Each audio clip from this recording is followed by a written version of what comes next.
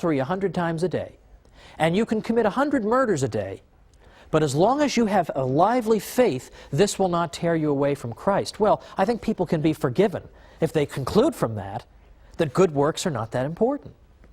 So what Luther started to see in his day was this phenomenon, whereby a tradition of good works began to dry up completely. In fact, Luther himself deeply regretted this and said, at least under the papacy, that is to say, at least under the Catholic Church, you didn't have to force people to be charitable. You didn't have to hold a gun to their heads. They would be charitable spontaneously. It says, whereas living under the gospel, and by under the gospel he means under Lutheranism, he says, not only do I see no charity, to the contrary, people are grasping at each other's belongings. People have become envious and self-centered. He was very interested in this. And throughout his life, he continued to observe good works by Catholics in hospitals and so forth. And it really was a rebuke to him. In fact, at one point, he got so frustrated with his fellow Germans that he tried to leave altogether. He just said, I just had it with you people. Nobody's living the gospel. Nobody's living the Christian life. Well, that's interesting. He had to concede. The Catholic Church had helped to make people charitable. Now, a couple years ago, I was interviewed in the Washington Post. So obviously somebody was fired over that, but I was interviewed in the Washington Post in their live online segment, which I really like, because it's a live question and answer session on the internet. And so readers can type in questions, and then I'm sitting at my computer and I'm seeing all the questions come in, and then I answer them. Well, the questions are coming in fast and furious, so if you didn't have carpal tunnel syndrome before this process, you definitely have it afterward. One of the questions I got I thought was very interesting, and I thought a fair question. The person asked, after all, however, isn't Catholic charity really at its root self-interested? Because, in fact, isn't the person engaged in charity because he expects a reward? He expects to go to heaven. So can't we really say that really Catholic people are no different from people in the ancient world? They're all seeking rewards. And so I thought that was a fair enough objection. So I explained, I gave this answer.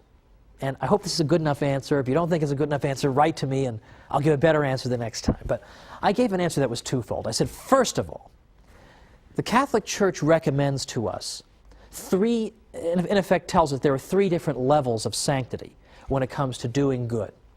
Some people do good simply because they're afraid of going to hell, and that's the only motivation that will reach those people.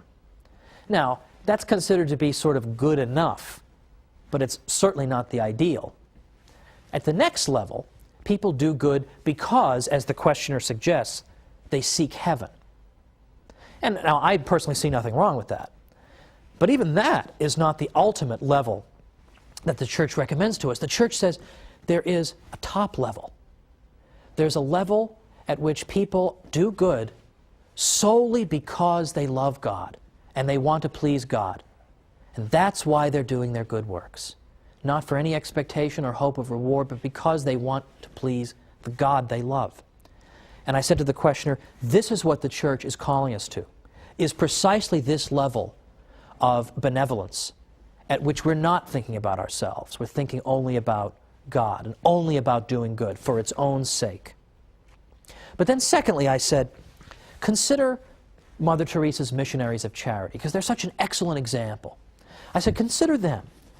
Now you may say, they're doing all these good works and helping all these people who are in wretched conditions oftentimes, and the sickest of the sick and the poorest of the poor, and they're helping those people simply because they want to go to heaven. But they could go to heaven by working in an air-conditioned office. So what makes them want to work in Calcutta, places of that sort, or makes them want to work in AIDS hospices? I said, they can get to heaven doing those more comfortable things. They can be in an air-conditioned office. Why do they seek this out, then? If all they care about is going to heaven, they could do something else. And moreover, look into their eyes. Look into the eyes of one of those missionaries of charity nuns in one of these AIDS hospices, in which she's looking at patients who oftentimes during their lives have been alienated from the Church and sometimes even hostile. And when they look up from their beds at these women religious, all they see are eyes filled with love. And I said, can you really look in those eyes and say that all you see is a woman seeking a reward? That's all you see?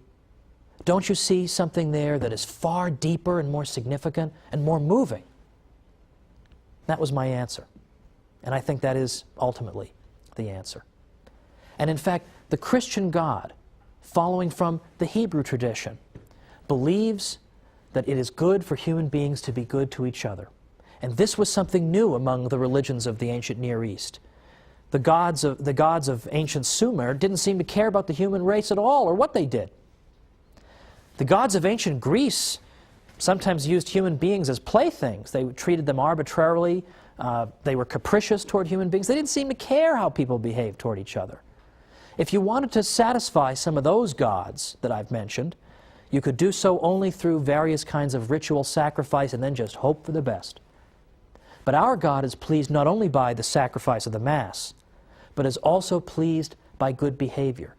He cares about how we treat each other. This was something new under the sun. He doesn't want only ceremony, as important as that is, but He cares that we should be good. We should be good to each other, and that's one of the things that pleases Him. And it should not come as a surprise that a God who teaches this is going to give a brand new morality to His people. So next time we're going to see how Western standards of morality have been shaped by the Church. So join me for the Catholic Church, Builder of Civilization, and I'll see you then.